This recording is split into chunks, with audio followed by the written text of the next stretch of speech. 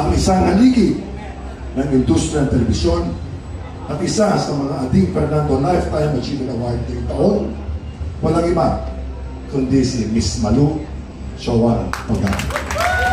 To present the Ating Fernando Lifetime Achievement Award by PNPC President Mel Navarro and past presidents Fernando Guzman, Julie Bonifacio Gaspar, Romel Gonzalez, Rodel Fernando, Mel Maganera, and Roldan Castro.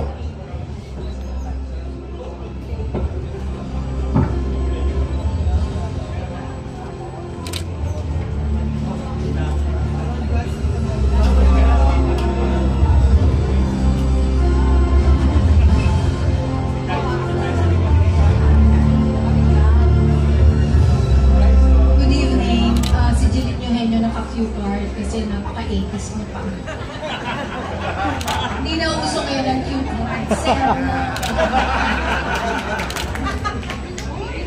Okay, thank you PNPC for this recognition. Never in my wildest dream na tatanggap ako ng isang achievement award.